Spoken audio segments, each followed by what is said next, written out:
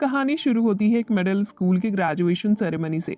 फिर हम एक हाई स्कूल स्टूडेंट मिराई को देखते हैं जो कि एक बिल्डिंग के टॉप पे खड़ा होता है।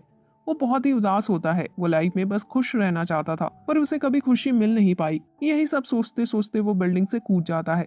तभी एक एंजल आकर उसे बचा लेती है। वो एंजल अपना नाम नास बताती है और वो यहाँ मिराई की मदद करने आई होती है। पर मिराई लाइफ से बहुत ही फ्रस्ट्रेटेड होता है। उसमें जीने की कोई उम्मीद नहीं होती क्योंकि बचपन में ही उसके पेरेंट्स और उसका छोटा भाई कार एक्सीडेंट में मारे गए थे और वो अपने अंकल आंटी के साथ रहता था। वो लोग मिराई से बिल्कुल प्यार नहीं करते थे, उसे नौकर की तरह ट्रीट करते थे। ये सब मिराई बचपन से ही सहता हुआ आ रहा था और अंदर से अंदर पूरी तरह टूट चुका था। फिर नास उसे दो जादुई शक्तियां ऑफर करती है और उसमें से एक चुनने को कहती है। पहला होता है रेड एरोज, जिनसे वो किसी को भी कंट्रोल कर सकता था, और दूसरे होते हैं विंग्स, जिनसे वो बुलेट से भी फास्ट उड़ सकता था। पर मेराई नास से दोनों शक्तियां मांगता है और नास मान भी जाती है और मेराई के गले और हाथ पर रिंग्स बांधती है। ये रिंग्स नॉर्मल इंसानों को दिखाई नहीं देते थे, बस जिन लोगों को दूसरे एंजल से आशीर्वाद मिला था वो रिंग्स देख सकते थे। इसके बाद नास मेराई को उड़ने की ट्रेनिंग देती है। इस एक्सपीरियंस को मेराई बहुत ही इंजॉय करता है, उसे अंदर से बहुत अच्छा लग रहा होता है। फिर नास उसे एरोज यूज करना सिखाती है। इन एरोज से जिसको भी शूट किया जाता है वो इंसान शूट करने वाले से इतना प्यार करने लगता है कि वो शूट करने वाले का हर ऑर्डर फॉलो करने लगेगा और इसे मेराई किसी को भी मैनिपुलेट कर सकता था।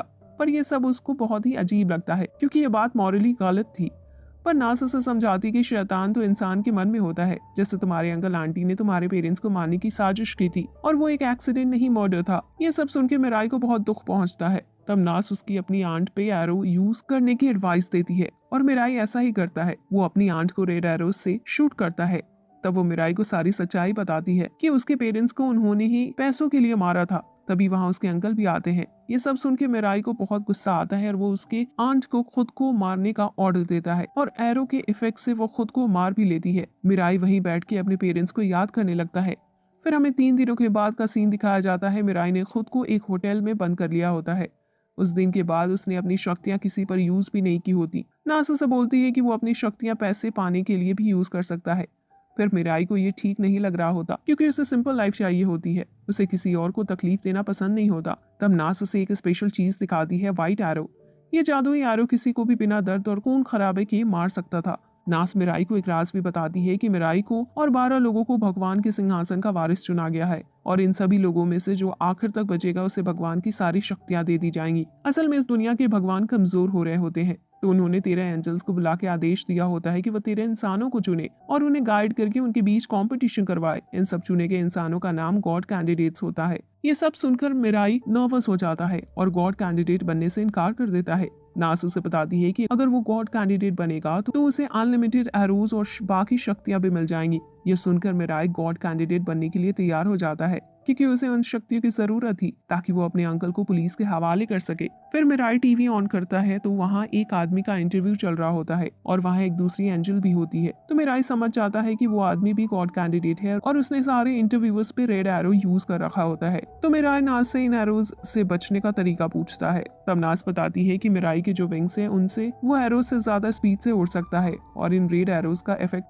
33 दिन तक होता है। इसके बाद विक्टिम नॉर्मल हो जाता है और एक इंसान पे एरो बस एक बार ही यूज कर सकते हैं। अगले दिन स्कूल से आते हुए मिराई न्यूज पे देखता है कि कल जो आदमी इंटरव्यूज दे रहा था उसकी डेथ हो गई है। मिराई ये देखकर शॉक्ड होता है और उसे समझ आ जाता है कि ये मर्डर है। तो थोड़ा मूड सही करने के लिए वो दोनों शॉपिंग जाने का प्लान करते हैं। रास्ते में अचानक उन्हें भीड़ दिखाई देती है। वहां जाकर वो देखते हैं कि वहां बैंक रॉबरी हो रही होती है। पुलिस सिचुएशन को कंट्रोल करने की कोशिश कर रहे होते हैं। अचानक वहाँ एक सुपर हीरो सूट पहनता हुआ आदमी उड़ते हुए आता है। वो भी एक गॉड कैंडिडेट ही होता है। वो अपना नाम मेट्रो पुलिसमैन बताता है और सभी पुलिस ऑफिसर्स को रेड एरो से शूट करता है और उन्हें अपने कंट्रोल में ले लेता है। फिर वो एक रॉबर को रेड एरो से शूट करता है और सरेंडर करने का ऑर्डर देता है। तभी एक दूसरा रॉबर मेट्रोपोलिमैन भी शूट करता है पर वो अपने विंग्स की मदद से बच जाता है और व्हाइट एरो से उस रॉबर को मार देता है। फिर मीडिया इंटरव्यू में मेट्रोपोलिमैन बताता है कि उसके 2 मिशन है, पहला दुनिया में शांति लाना और दूसरी बाकी गॉड कैंडिडेट्स को उसके साइड करना या फिर उन्हें खत्म कर देना। ये सब सुनकर मिराई डर जाता है और नास से वो रिंग्स निकाल के उसकी शक्तियां वापस लेने की रिक्वेस्ट करता है। पर नास इस बात से मना कर देती है और मिराई को बताती है कि ये रिंग्स निकालने से वो मर जाएगा और एंजल्स का रैंकिंग सिस्टम है। इसके हिसाब से जिन कैंडिडेट्स के पास पहले से लेवल के एंजल्स होते हैं उन्हें रेड, व्हाइट एरोज और विंग्स में ये तीनों शक्तियां साथ में मिलेंगी। मिडिल रैंक वालों को रेड एरोज और विंग्स मिलेंगे और लास्ट रैंक वालों को बस रेड एरोज या विंग्स होते हैं और ये रैंकिंग चेंज हो सकती है। अगले दिन मिराई का स्कूल जाने का मन नहीं होता, पर किसी तरह वो तैयार होता है। स्कूल के ग्राउंड पर उसे एक एंजल उड़ते हुए दिखी। उसने लंबी सांस ली और बाकी स्टूडेंट्स के साथ जाने लगा ताकि वो एंजल उसे देख ना ले, पर वो पकड़ा जाता है और वो एंजल मिराई को बताता है कि एक और गॉड कैंडिडेट है जो तुम्हारे पीछे खड़ा है। मिराई जब पलट के देखता है तो वो वहाँ उसकी ही क्लासमेट साकी, जो उसकी क्रश होती है, वो खड़ी थी। इससे पहले कि मिराई कुछ बोल पाता, साकी उस पर रेड एरो चला देती है। इससे मिराई साकी के कंट्रोल में आ जाते हैं और वो साकी को अपने दिल की बात भी कह देता है। फिर साकी उसे अपने घर पे जाकर उसका वेट करने का ऑर्डर देती है। मिराई वैसा भी करता है। स्कूल के बाद साकी घर आती है, तब वो मोराई के एंजल को अपने एंजल से मिलवाती है। असल में मिराई का एंजल साकी के एंजल से ज्यादा रैंक का होता है। तभी साकी को नोटिफिकेशन आता है कि मेट्रोपोलिटन फिर से टीवी पर इंटरव्यू दे रहा होता है। साकी का एंजल रिवल मिराई को साकी के प्रोटेक्शन के लिए मेट्रोपोलिटन पे अटैक करने का कहता है। तब नास ये सब रुकवाती है और सुझाव देती है कि साकी और मिराई के साथ में मेट्रोपोलिटन से लड़ सकते थे। फिर हमें मेट्रोपोलिटन दिखाया जाता है। वो एक क्रिमिनल को पकड़ के पुलिसमैन को सौंप देता है। वो घर जाकर बहुत गुस्सा होता है कि कोई भी गॉड कैंडिडेट अब तक उसे चुनौती देने नहीं आया। उसकी एंजल उसे बताती है कि बाकी कैंडिडेट्स उसे डरते हैं और वो बाकी कैंडिडेट्स को ढूंढने का प्लान बनाने लगते हैं। यहाँ दूसरी तरफ मिराई के ऊपर का रेड एरो का असर खत्म हो जाता है और वो फाइनली आजाद होता है। फिर भी वो साकी के साथ रहने का डिसाइड करता है ताकि वो मिलकर मेट्रोपोलिटन को हरा सके। उसके बाद मेट्रोपॉलिटन एक और प्रेस कॉन्फ्रेंस में ये अनाउंस करता है कि बाकी 11 कैंडिडेट्स उसे मिलने स्टेडियम आए और जिन कैंडिडेट को आइडेंटिटी रिवील नहीं करनी वो नॉर्मल लोगों में मिक्स होकर आए। 2 दिन बाद सब स्टेडियम पहुंच जाते हैं। मिराई और साकी कॉमन लोगों के साथ ही बैठते हैं। वहाँ उन्हें कुछ एंजल्स उड़ते हुए भी दिखते हैं। साकी मिराई को उन्हें ना देखने की सलाह देती है।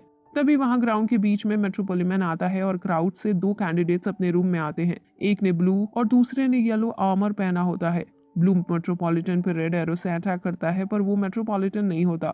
तब ब्लू मीच लेकर असली मेट्रोपॉलिटन को सामने आने का चैलेंज करता है। अचानक से स्टेडियम की स्क्रीन पे मेट्रोपॉलिटन आता है और बोलता है कि ग्राउंड पे नकली मेट्रोपॉलिटन है। तभी वहाँ एक यंग लड़की उड़ते हुए आती है। वो भी एक गॉड कैंडिडेट होती है। वो कुछ बोल पाती उससे पहले ही कहीं से मेट्रोपॉलिटन आके उसे रेड एरो से शूट करता है, वहां से गायब हो जाता है।